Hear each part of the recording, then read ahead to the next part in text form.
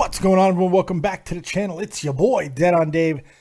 Thanks for joining me once again for yet another Wrestling Reportedly. That's right, because we got all kinds of wrestling news going down today. Everybody's got a story to tell. But before we get into the new stuff, we're going to start with a slight update to yesterday's big story that we talked about. Of course, that was the announcement that Ric Flair made that he took Halle Berry to Space Mountain, baby. Yeah, well, she has yet to respond to that. However, her representative, one of her PR reps, not only shut this rumor down, she vehemently shut this down. Pretty serious stuff here, as TMZ reports this. Now, this starts off as a regular, denial, and then it turns into something else. This is exactly what was said. A source close to Barry said that the wrestling legend story is completely bogus. And I quote, "There is no truth to this. Halle has literally never even heard of him, let alone met him." I'm going to stop right there before I keep reading. Halle Berry is a wrestling fan. She's heard of Ric Flair. So that part of it's kind of ridiculous, but that's okay. I'll let that one go. Further goes on, TMZ was also told that Barry is deeply offended by Flair. Now, this is where it gets a little more interesting, and goes on to make a social justice warrior type situation out of something that, look, he said that he had sex with her. This is where it goes a little bit farther. And I quote, "A man doesn't get to sexualize and lie about a woman he's never met to better himself of his name. It's offensive, demeaning, and beyond misogynistic." I think all that's very subjective. Honestly, look, should you say that you slept with people that you didn't sleep with? No, you shouldn't. You shouldn't do that. Okay, that's completely understandable. Is it actionable in a court of law? I think it could be, but this is not going to affect her in any meaningful way as showing losses or anything like that. So I don't think it's slander. It's very interesting, man, because it's his word against hers ultimately. And if Rick being Rick, maybe he can even, I don't think this will ever go to a courtroom or anything like that. Is it kind of a messed up thing to do? Yes. Is it a kind of messed up thing to do if he actually did it? It's kiss and tell. It's chivalry. It's those type of things. Do I think it's misogynistic? No, I don't. Me personally, no. I don't think he was doing it to belittle, demean, or demoralize Halle Berry. He's an old man who likes to tell stories about his prime days. And if he did have sex with Halle Berry, Jesus Christ, man, that's a feather in a cap. And a story that should be told around a banquet hall, toasting meat and everything. Gee, in your 60s, that's what we're talking about here. We're talking about an old man telling stories. Yeah, it's on a podcast, and sure, it is a little bit messed up. I can understand if that's the angle you want to take here. If that's the side you want to take, I completely understand it. I don't necessarily agree with it, while I also don't think it was a very good thing of Ric Flair to do, but it's Halle Berry. It's an interesting thing. I see both sides of this. I see why Rick would do it.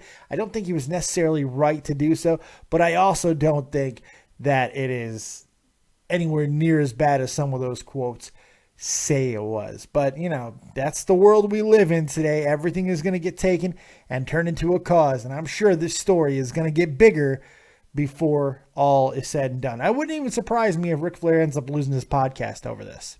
That's how crazy stuff gets. He'll get another podcast, but it wouldn't surprise me if Rick ends up losing his podcast over this, but we'll see. So that's the first story today. And so we got that out of the way. Let's get to the other two things I want to get to Another Goldberg rumor. Another Goldberg rumor, and this one really seems to be heating up because, as you know, Goldberg probably by this time has already appeared on ESPN's SportsCenter's Off the Top Rope with Jonathan Coachman, and he's there to discuss 2K17, WWE's 2K17, and his current relationship with WWE. And because of those things, of course, Dave Meltzer over at Wrestling Observer Radio is going to go ahead and tell a story, whether it's true or false or completely made up. We'll never know. But this is what he's saying. He made it sound like that Goldberg and WWE is happening very, very soon. Meltzer commented that Goldberg and WWE officials are at a very strong discussion stage at worst. He also alluded to a deal may have already been done and Goldberg could return to WWE television at any time now. Does that mean he's going to be getting into a match? It's possible. There's a lot of rumors about the Fatal 4-Way that people are like, oh man, Sting, Undertaker, Brock Lesnar, and Goldberg, WrestleMania. That's happening. I don't know where that one comes from. It's kind of far-fetched to me, but I mean, it could happen. And then if it's not Sting, then maybe Batista. I mean, there's all kinds of options there. It's pretty crazy. You, of course, could do Brock and Bill. I don't know if I would do it at WrestleMania again, considering what it was last time. But look, as you guys know, if you've been watching the channel a while, I'm not the biggest fan of Bill Goldberg. I was when he was in his run, but the guy that he turned out to be, the bitter kind of almost wrestling-hating man that he became to be, who never really quite seemed to understand how the business works, I've never been a fan of that man. I'm a huge Goldberg 1998 to 1999 fan. Let me tell you that, because it's one of the greatest, if not the greatest, single run in the history of wrestling. It's certainly in the conversation. It's an amazing run, one that has never been duplicated. I mean, not in the same way. I mean, there was, you can make the argument that it ran parallel at the same time with Austin and The Rock and everything, and you know, all that. And theirs were longer, but for that 18 months, 16 months, whatever it was, when Goldberg was Goldberg, I've never seen anything quite like that. Close with Austin and Rock, but I don't know if I would say it's tomato at the end of the day. It's really, it depends on what your choice, what your preference was. The reality is, back then I was a big WCW guy. I lived in Las Vegas. I was there for a lot of great moments with all of that. So I'm a little bit biased, and I have no problem admitting that. But for me, that was, to this day, I don't think you're going to find a louder crowd than when Goldberg took the belt off of Hulk Hogan, and I believe in Georgia. That was amazing. It just, one of the craziest things I've ever seen. And for my money, I mean, I'm a fan of that guy. I'm not necessarily a fan of what he became, but it is what it is. And here's the bottom line. Regardless of my personal feelings, or even some of yours, it's going to make money. So if Goldberg does show back in the WWE, it's a smart move because it's absolutely going to make lots and lots of schizzo. No question in my mind. But is it going to happen anytime soon? Couldn't tell you. We got one more story to talk about. One more thing to get to before I get out of here to get some rest for tonight's SmackDown Live reaction show. Not a review. We're going to do live reaction right at the beginning of SmackDown all the way through. Your boys got you. Can't wait for that. So we got one more story. And it's something that I talked about last night on the Raw review, which I was kind of spitballing, and it seems like it's happening.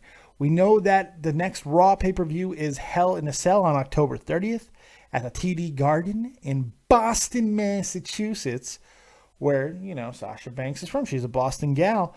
So, you know, she was going to have a prominent role. We also know that there is already a Hell in a Cell match being advertised between Rusev and Roman Reigns. So we know that's happening. Now, I thought about the possibility of seeing Sasha and Charlotte in a Hell in a Cell match of their own, which I kind of walked back on because of the fact there was already going to be one. Were they going to do two? It now seems like that is a possibility. So, no. I apologize for that little snafu there.